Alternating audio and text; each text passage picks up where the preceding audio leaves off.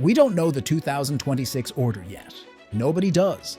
But based on everything we've seen so far, let's rank the 2026 cars from worst to best. Starting with Cadillac at the bottom.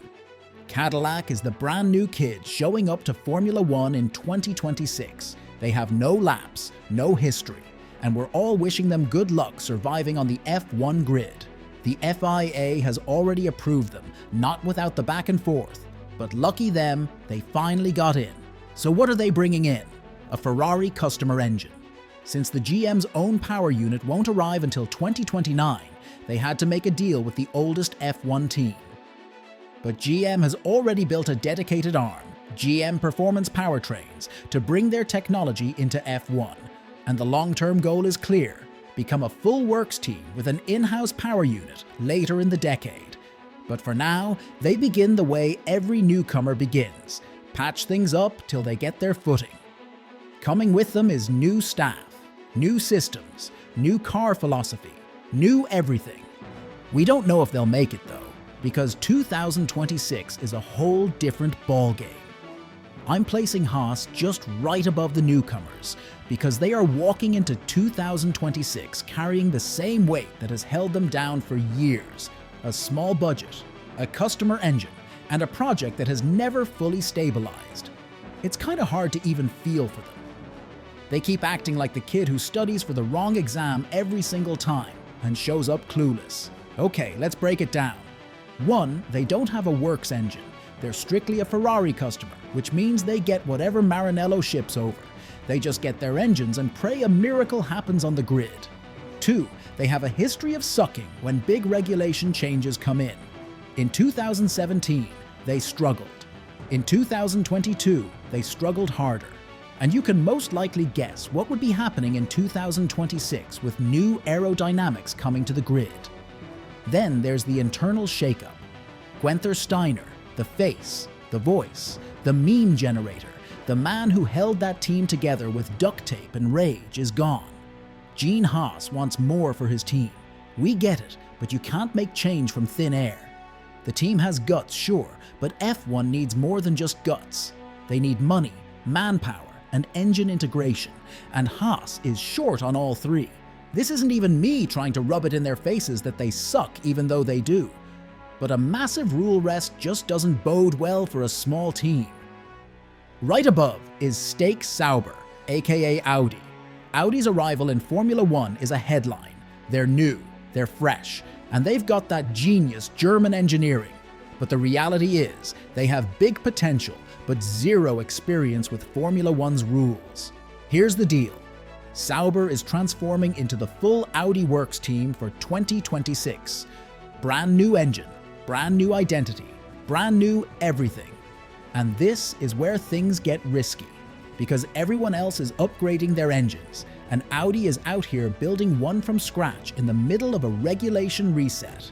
Yes, Audi's engine has already run simulated race distances on the test bench.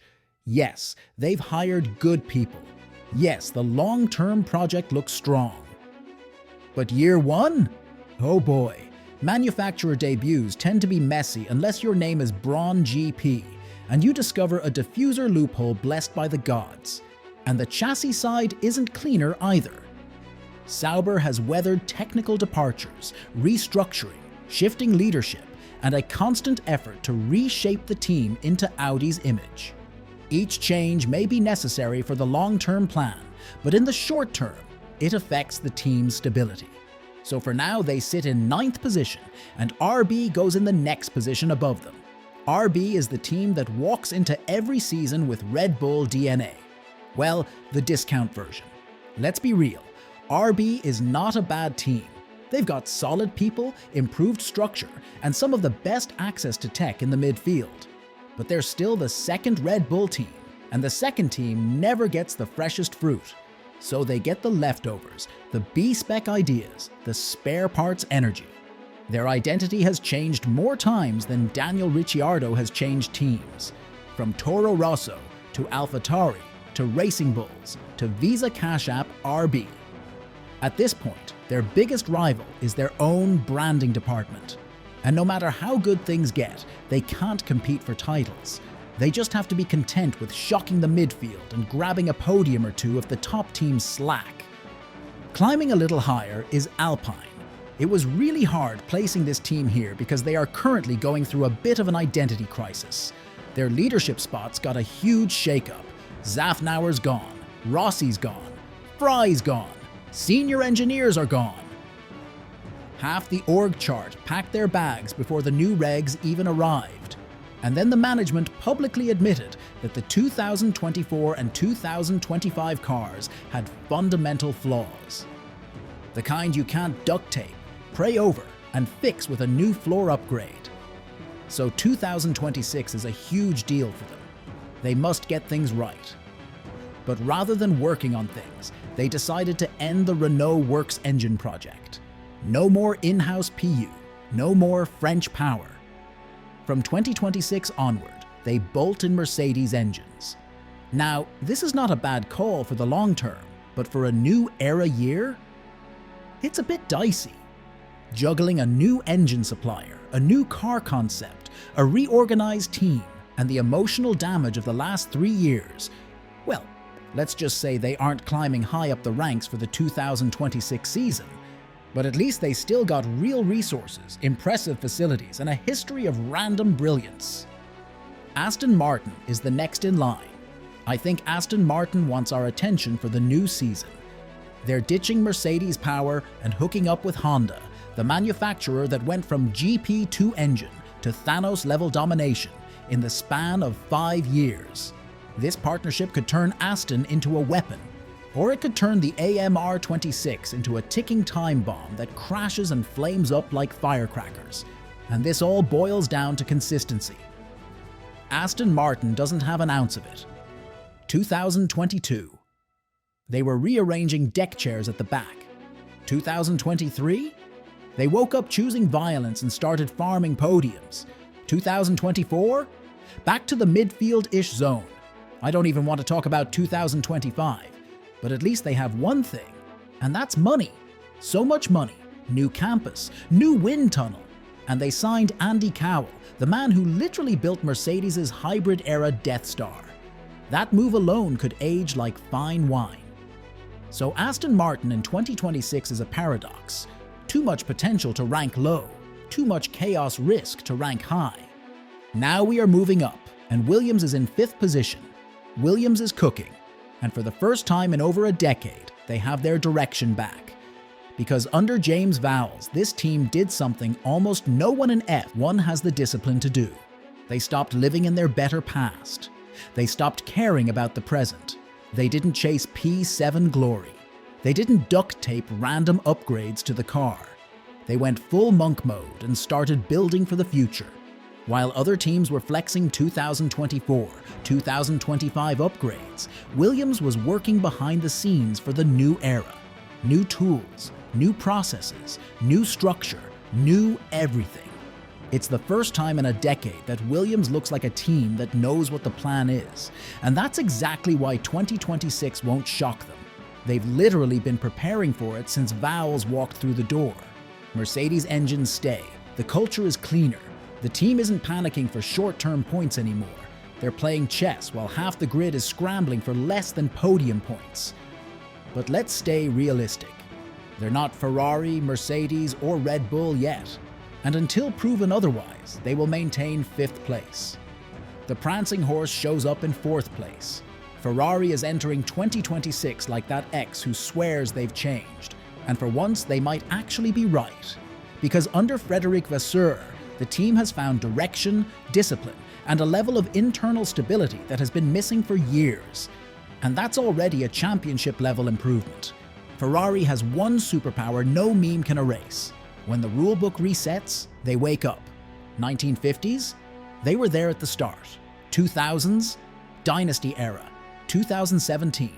Back in the fight. 2022? Front row speed immediately. Anytime the sport redraws the map, Ferrari gains speed, and early on, they pivoted resources towards the new regs without abandoning the 2025 season. According to a Lil Birdie, the new PU is on schedule, on target, and on the dyno doing Ferrari things. Plus, don't forget their facilities are huge.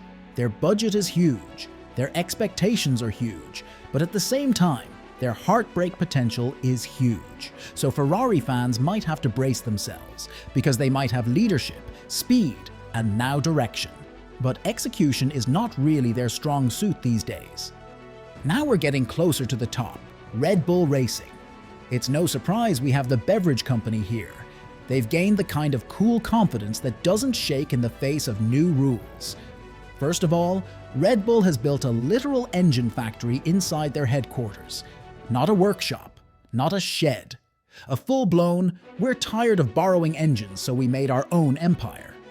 Red Bull powertrains plus Ford equals the most energy drink-fueled science experiment F1 has ever seen. And yes, their 2026 engine is already running on the dyno.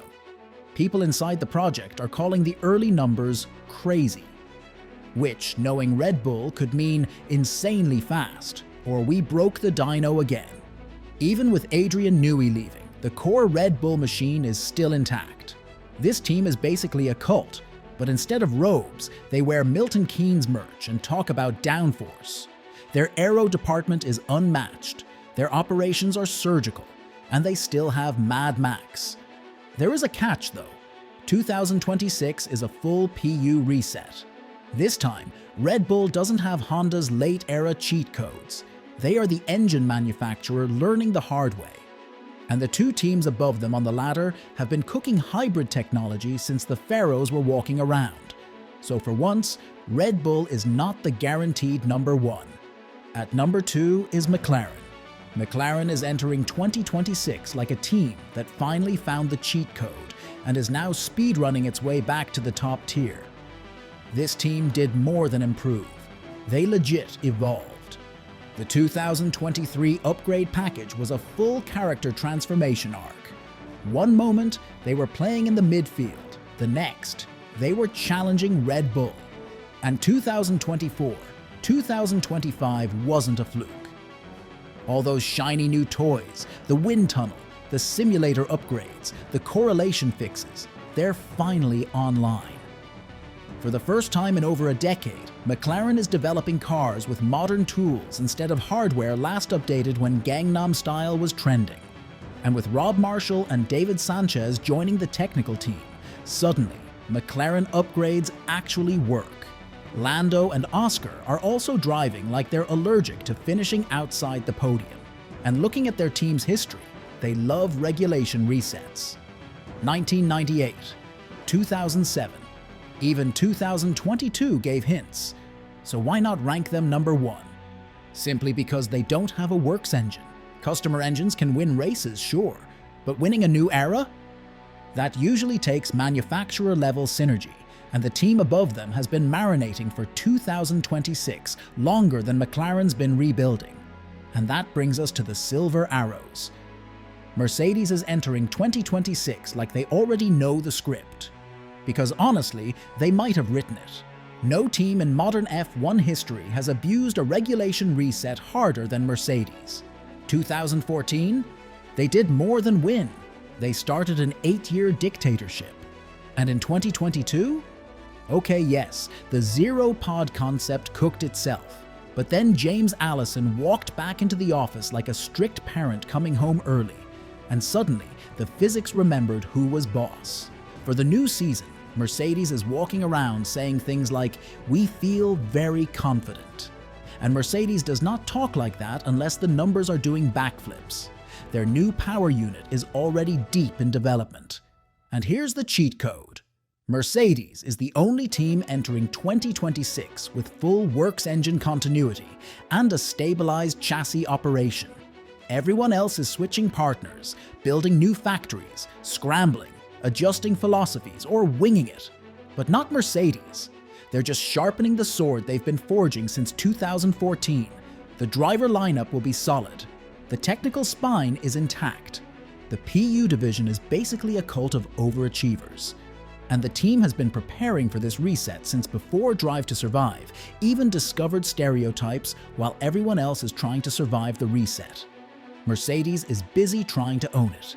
And that's why they sit at number 1. That's how the 2026 order looks to me for now. Let me know how your list compares.